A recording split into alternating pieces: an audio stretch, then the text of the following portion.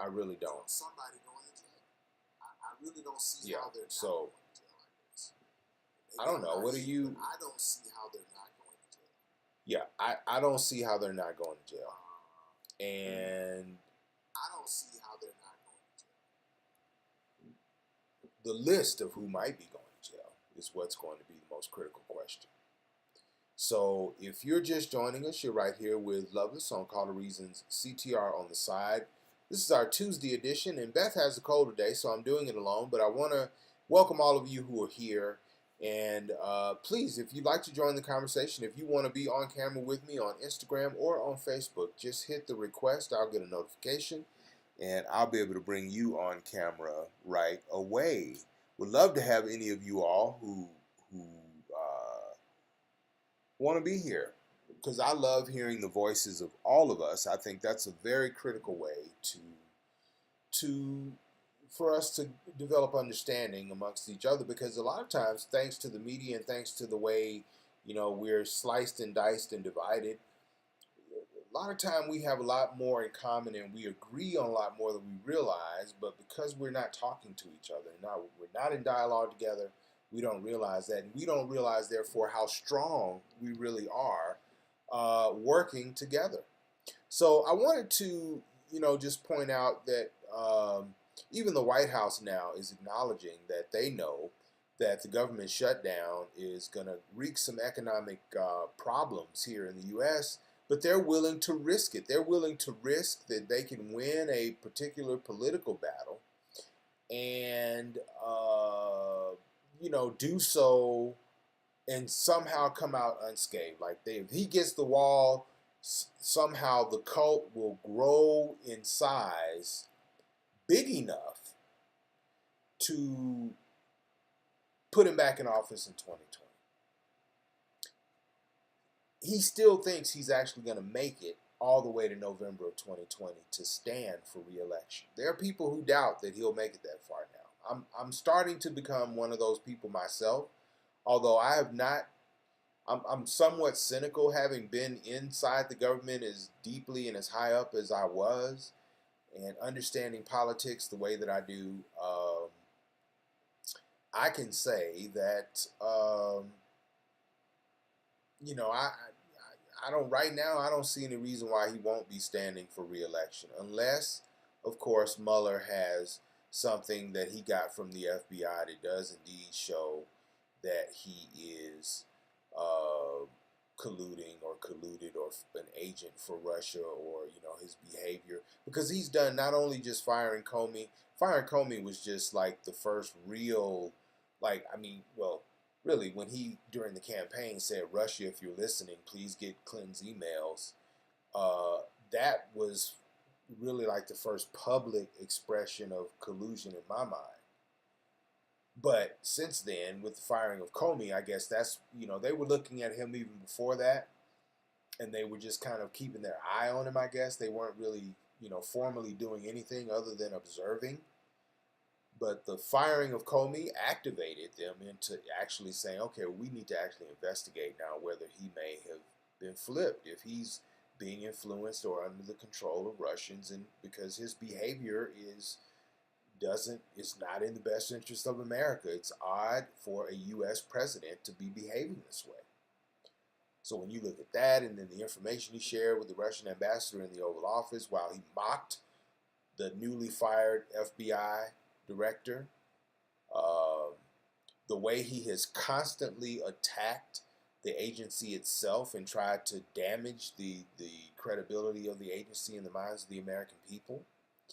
Uh, Relentless attacks on his attorney general and the special counsel Robert Mueller himself. Complete disdain and for the rule of law. Uh, a personal fight. I mean, it's all he treats it like it's a personal affront. The rule of law is a personal affront to him, and he's communicated on it that way. And so, a lot of things to look at. And so, I don't know that the FBI would maybe even discover something that would be considered treason, or that maybe they have him dead to rights already. They have all the evidence they need to know that he's working for the Russians, but they need to put it in a whole package so that neither executive privilege, nor any other shenanigans that might be tried to use as maneuvering by White House counsel Rudy Giuliani or the Attorney General or anybody. Maybe that's what Mueller's really up to. He's buttoning up a case so tight that when it's finally revealed and all the indictments are placed out and filed, and the whole thing explodes, that it will not be able to be spun nor contained by anyone that's guilty. Anyone. Donald Trump on down. And I believe that in my heart because, I mean, I've observed Robert Mueller my whole adult life. His name has been in the news my whole adult life in the context of serving the country the way he has, mostly at the Justice Department, mostly in law enforcement, and in that realm of service. And he's been such a straight shooter. He's been admired, and he has been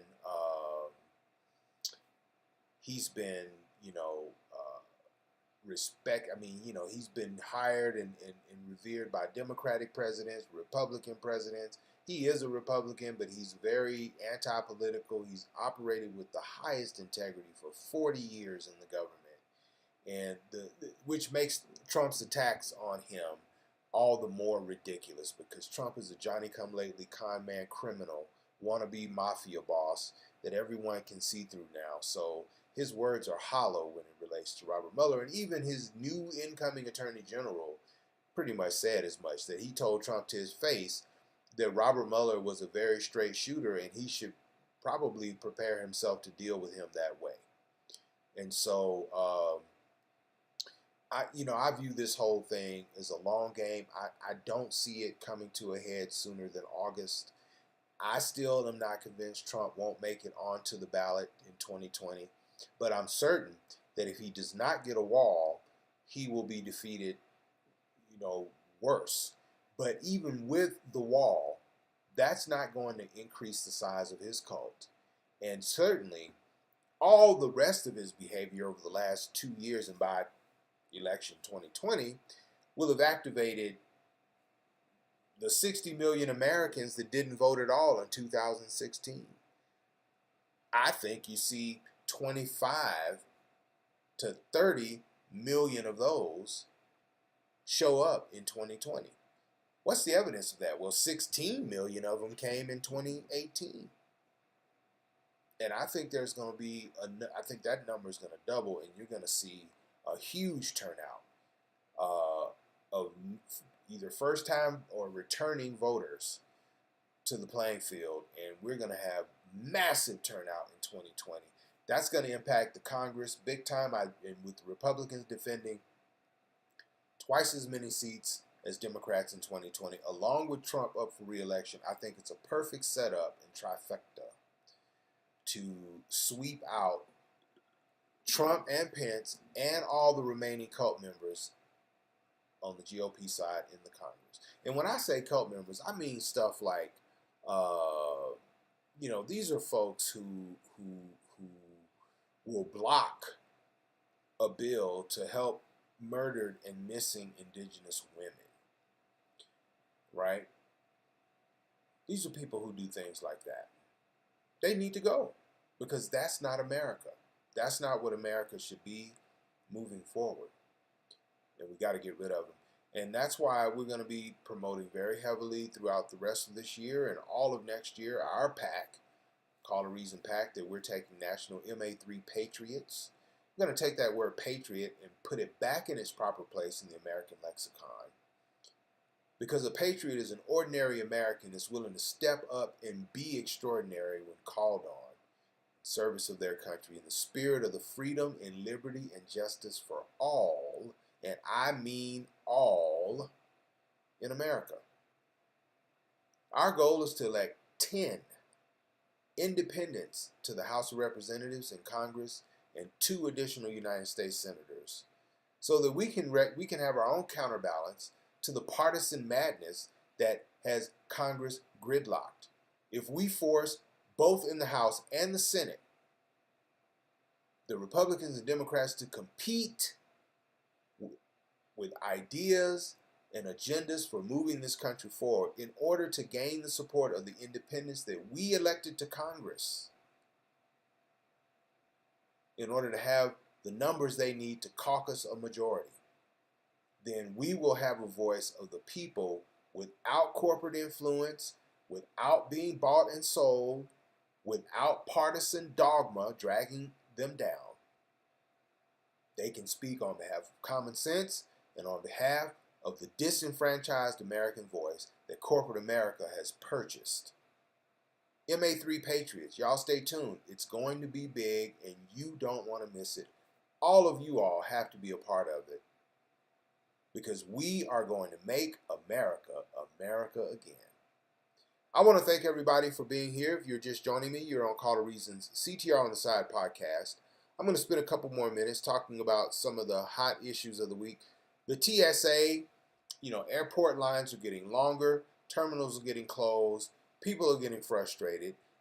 Trump is ordering thousands back to work without pay to try to blunt the shutdown disruption, but people are just calling in sick, and in the case of the TSA, they are just simply quitting. They're just resigning, and that's going to create a nightmare, because now we're going to have this huge gaping hole, even when the government opens, of TSA agents missing. We're going to have to hire new people and train new people, and if you had any idea how extensive and how expensive that is, if you start keeping a tab of what this Trump shutdown is going to cost the American people and the taxpayer,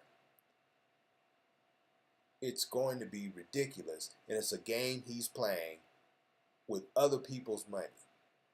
He's playing with middle-class house money. That's what he's doing right now. So keep in mind, and Mitch McConnell is his cult,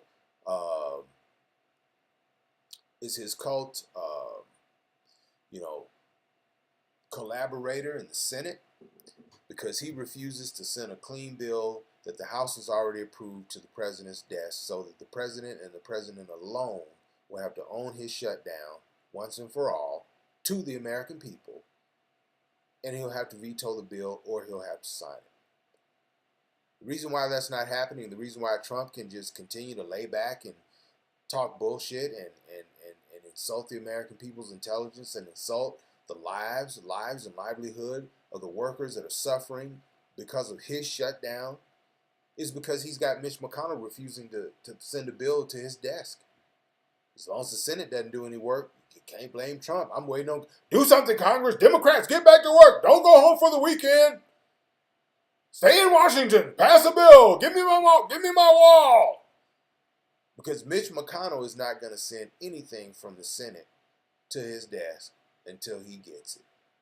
So Mitch McConnell is taking an oath to Donald Trump, not to the American people, certainly not to the Constitution, nor to his duties as the leader to move legislation through the United States Senate. That's just plain and simple, and I hope the people of Kentucky finally have the courage in 2020 to hold his ass accountable. Or whenever he's up for re-election, maybe 2022. But he needs to go also. And the people of Kentucky owe it to themselves to do that. And when it comes to the shutdown, I think Nancy Pelosi, this is just my personal opinion now. You can cuss me out, call me whatever. With my personal opinion, you hear the Republicans always talk about the nuclear option and this and that. I think Nancy Pelosi ought to use the nuclear option, and she should just bypass Donald Trump. She should just bypass Donald Trump and go deal directly with Vladimir Putin. That's my personal opinion. Nancy, if you're listening, stop dealing with Trump. That fool is only going to keep having temper tantrums like a little toddler. Okay? Stop dealing with him. Go nuclear. Just go around Trump and deal directly with Putin so we can get the damn government reopened, will you? Please do it, because otherwise, this could drag on for a while and people are suffering. Want to welcome everybody, if you're just joining us here, to Call to Reason. You're on CTR on the Side, our podcast. Beth has a cold today, so I'm here by myself. If you'd like to join me, hit a button, that says you want to be on camera, and I will bring you on. Thank you for being here on Instagram, Facebook, Twitter, YouTube. Hope you're having as much fun as I. If you've been here for a while, I'm going to change subjects for a bit.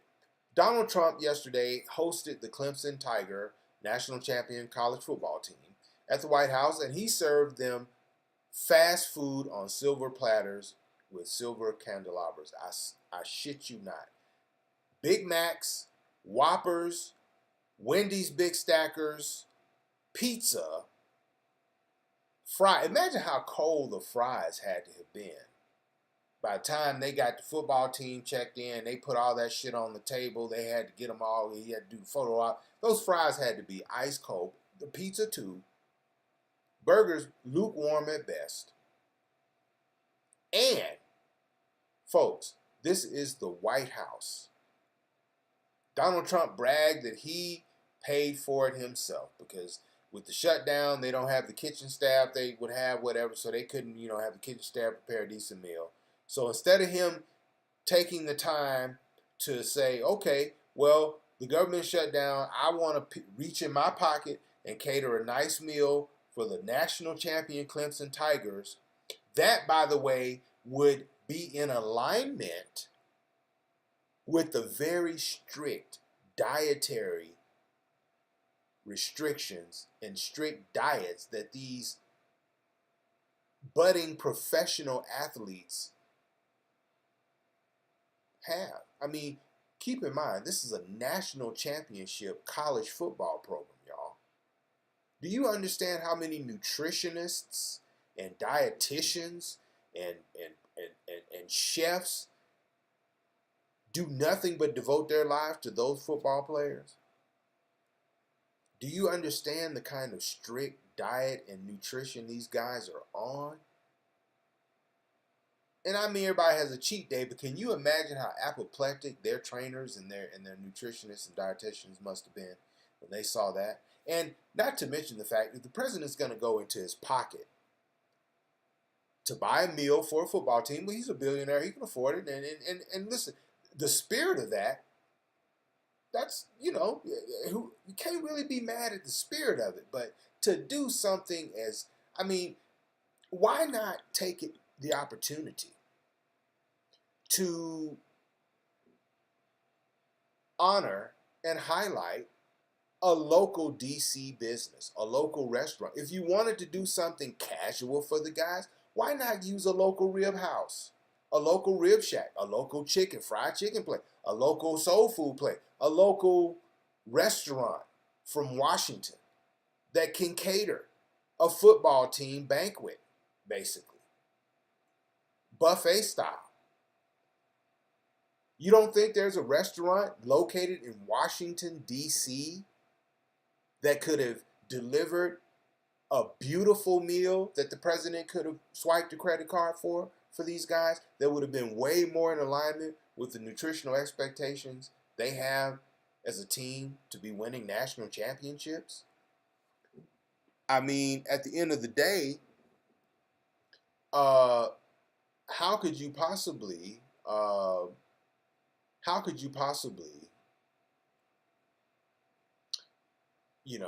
get that? And so to do the whole trailer park, like the fast food, the worst possible food you could, and I'm wondering if, now the president, somebody told me that he got McDonald's, Wendy's, Burger King's, 3 great American fast food chains, but Taco Bell was going to pay for it.